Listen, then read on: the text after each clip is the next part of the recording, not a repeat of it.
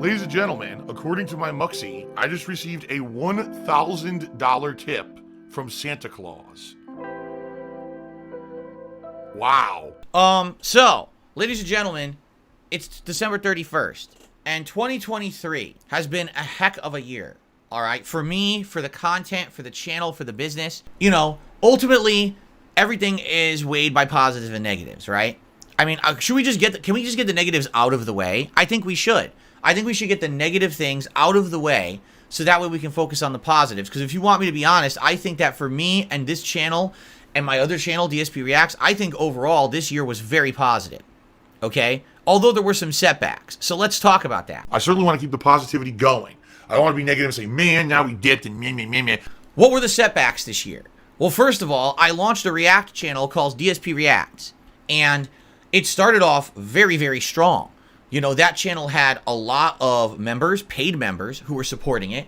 And I was putting out a lot of content, not only the once a week DSP versus the Internet Clips React show, but I was doing long form reacts as well.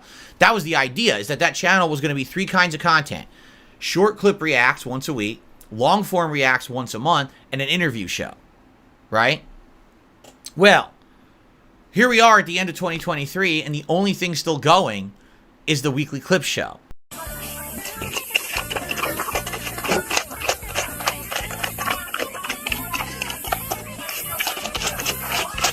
You might say, well, why?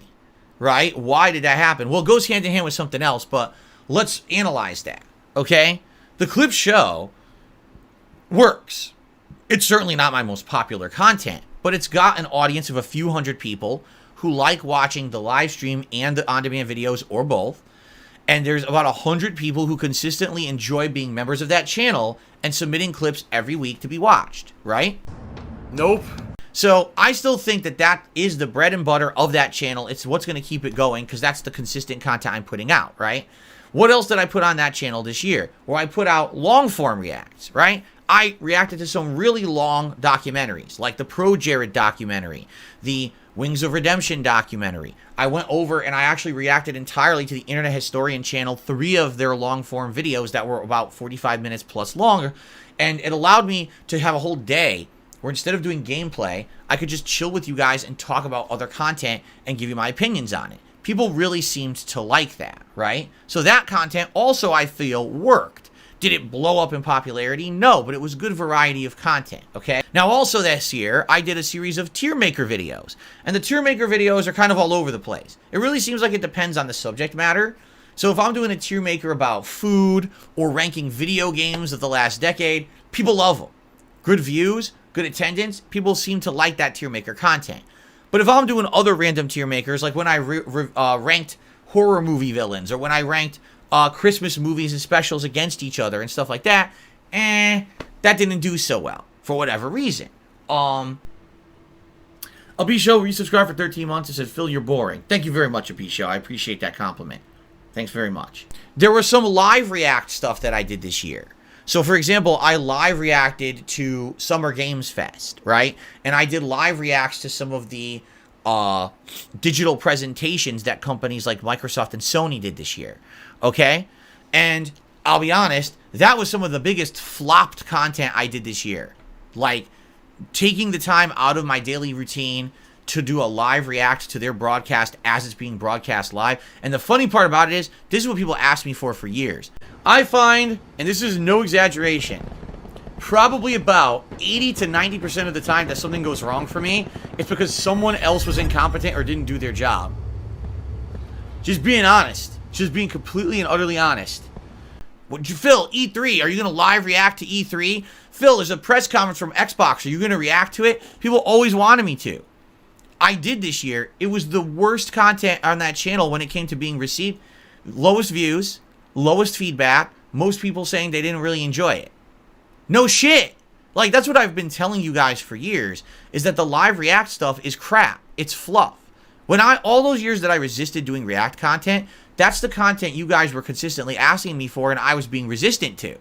I don't feel like a live react to anything is valid. It's trash. It's, oh, I just make a face, I overreact, but you don't have any intelligence to what you're saying. You're just being a cartoon character for an audience. It's stupid. It doesn't make any sense. Instead, the better content would be to watch it for yourself, take notes, absorb the information, and then do a recap and reactions video where you can outline each important subject matter that was covered in one of these digital events and give your actual opinions on each one. Not, oh, there's another sequel to the, oh, what's that? Oh, huh? And it's just dumb shit. It is. It's brainless content, all right? Like, that guy is literally a living Muppet. His entire existence is being a living Muppet. I gave it a shot. It didn't work. I'm telling you. In some cases, let me give you some perspective here. First, I believe it was Summer Games Fest. Don't quote me on that because it might not have been. I did a live react, and then I did my recap reactions.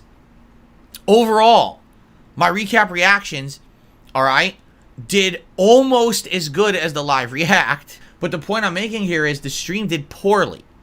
How do I make any profits on the React channel?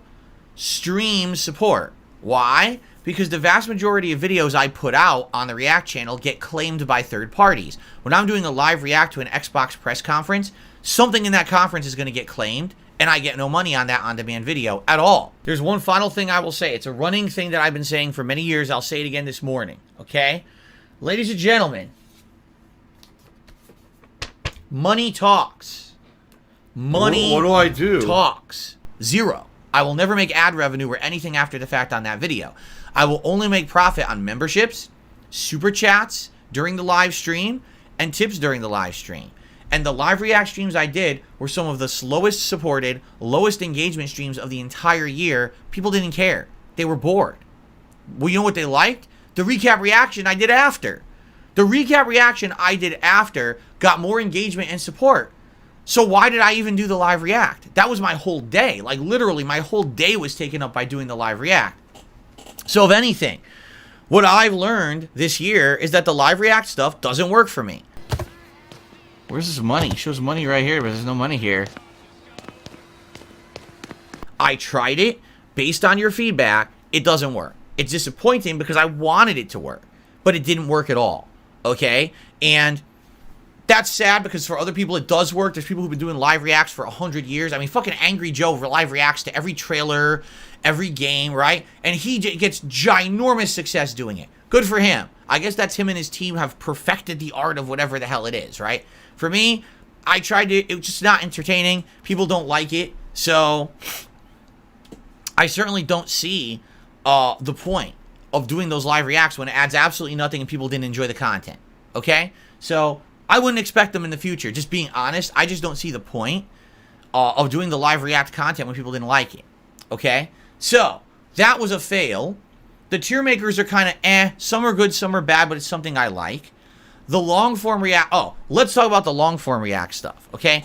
I like doing the long form react stuff. I find it very entertaining. However, what ended up happening was every time that I wanted to do a long form react, it meant a day away from gameplay because it takes the whole day. Let's say I'm reacting to a 2 hour documentary. That's going to take me like 4+ hours. Plus, I got my intro, we're going to have breaks. That's a whole day, right? Oh my God, excuse me. So because of that, because we were doing whole days of live react, long form react content, I would not be playing a game, right? And because of that, it set me back. And when I was doing this, I was doing 1 a month, long form react. People started to actually complain. Phil, we understand you want to diversify your content, but this is upsetting us because you're taking far too long to beat video games that you're playing. Having that 1 day away actually sets you back significantly. Not only do you have the DSP versus the internet stream once a week, but now you have a whole day you're taking away, and it's just too much, right? That's the feedback I got. And I'm like, well, I guess, again, I'm going to take in positive and negative feedback. That was negative feedback saying, even though we like the long form react stuff, is there a way that you can still do it but not take away from your gameplay? No. I'm only one guy. If I were a team, right? If I were a streamer team, or if I was someone who had a whole network of people working behind me, editing and figuring all this shit out, then maybe yes. But I'm one dude. I've always been a one-man show. I'm always going to be a one-man show. Everyone over basically like this. But why didn't I do a vlog on that? You see what I mean? I don't have any time for anything. I wish I could. If there were 2 of me, one person today would have filmed multiple entertaining vlogs for you here on the King of Hate Vlogs. The other person would have went and played Pokemon, and the other person would have went and played my bills and did the personal stuff. But this is life. You know, this is my life, and this is kind of the hectic life that I have with even the amount of stuff that I put out. That's what a lot of people don't realize. Phil doesn't put out enough. He should be doing vlogs. I want to emphasize something, though. I want to say a very special thanks to those of you, and you know who you are, who help me out behind the scenes. There's a group of people who regularly help me with so many different things, whether it's, you know, artwork on these streams, or helping me with animations, or editing every once in a while, or helping me out with a lost video that I can't seem to get out of YouTube and it got corrupted, but then they help me get it anyway, or thumbnails, or whatever it may be. There's a million things that people help me with all year long. And to those as well, who every once in a while will donate something nice, because we're going to talk about something like the mini PC this year. Thank you so very much, because being a one-man show, it's very, very hard to maintain a business for myself like this. It really is. It's very difficult. I'm trying to please a bunch of people, and you can't please everyone. And it seems like no matter what you do, you always have a group of people who are angry at you, right? So it's like damned if you do, damned if you don't, right? It's like no matter which position you're in life, if only you could be young, youthful, but also have tons of free time and have money to do stuff, that would be like the perfect situation, and I never had that. Some people fooled me, right? Like the interview that I did in March with the side scrollers, where I thought the whole idea was that this was their chance to get noticed for doing a truly impartial interview. And it was going to put them on the map, and it was going to give their show a boost. You know, Stuttering Craig is someone who I have history with. I was a fan of his way back in the day before I was a YouTuber, when he was part of ScrewAttack.com. Then I hung out with him at several different conventions, and then I actually went to his convention as a guest in 2012. What was it? Not MagFest. ScrewAttack Gaming Convention, SGC. So here I am trusting the guy, right?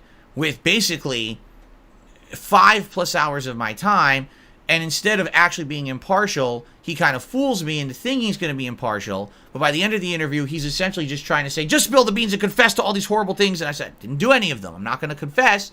And then he turned that into an opportunity to just hate on me for weeks to months on end.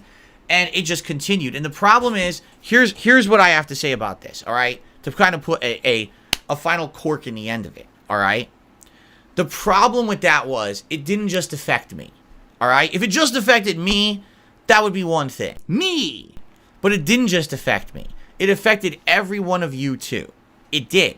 Because all the drama and the nonsense that came out of that affected you guys, because it was all idiots on the internet talking about me in a negative way, people coming on this stream trying to fucking slander and shit. You couldn't keep your head straight for like 2 months after that interview. It was just drama.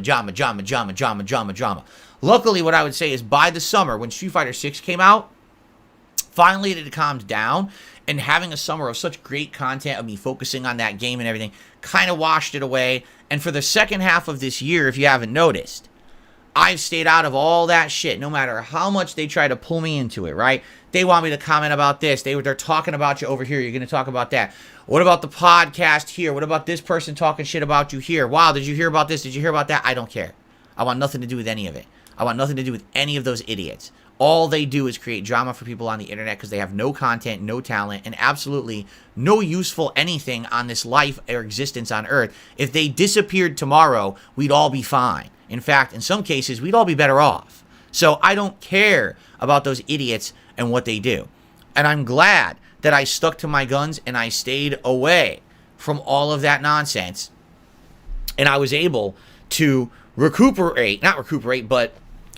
from it, because I do feel like after that dumb-ass, staged, faked, trap interview, that basically it could have been a really bad thing for me and my community, but I handled it well. Thankfully, I didn't lose my cool. I didn't go crazy. We just moved on positively like I like to do, and it's always worked. With a few little missteps here or there this year, I think that I've actually very much been able to stick up to my word about this one, to stay out of negativity whenever it was possible and reasonable. Not just pick fights and start fights with certain groups, with certain people, to focus only on the negative. Oh no, if a certain playthrough isn't doing great views-wise, don't harp about it for weeks on end. Instead, just focus on, okay, let's get through it and go to the next. And